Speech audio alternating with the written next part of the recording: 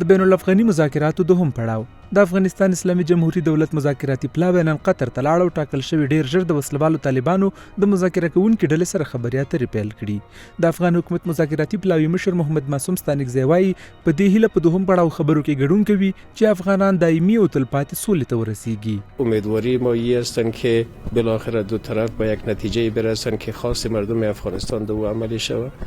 و از همه مهمتری است که خواست ملی مردم افغانستانی است که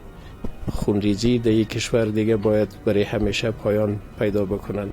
چون مردم افغانستان هر روز، هر شب، هر لحظه از وحشتی که جنگ به پا کرده رنج میبرند. د چارو شمیر کارپوهان د سولې خبرو دوهم پړاو سخت او مهم ګڼي او وایي د 10 ورځنۍ رخصتۍ پر مهال د هیواد مهمو مشرانو او بیلابیلو اقشارو سره د افغان حکومت مذاکراتي پلاوي بحثونه او مشورې ډېرې مهمې وي چې دوی ته د یوې مسودې شکل به ولري. د دوی په نظر د سولې په خبرو کې به وربند او د راتلونکي نظام ډول مهم او برخلیک ټاکونکي بحثونه وي چې د افغان حکومت مذاکره کوونکي پلاوی به د جمهوریت په دفاع کې خپل دریځ مخ ته وړي.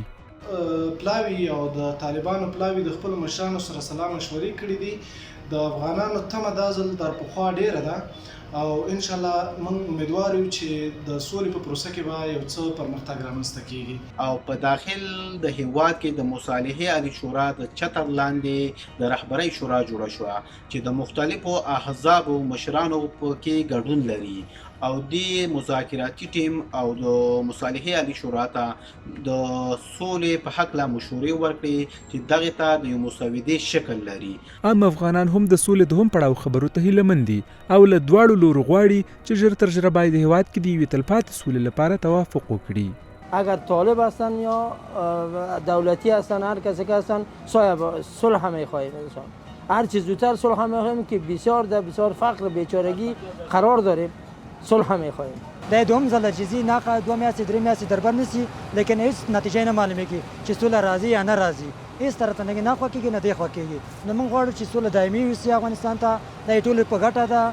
او غواړو چې صلح دایمي وي. د ټولنیزو رسنیو شمیر کارونکي هم د سولې خبرو دوهم پړاو پیل ته خوښ برېښي او هیله دي چې 40 کلن ناورین ته به یو حل لاره ووځي. دوی وایي وسلوال طالبان هم باید خپل دریځ نرم کړي او رواني خونریزۍ ته د پای ټکی کېږدي.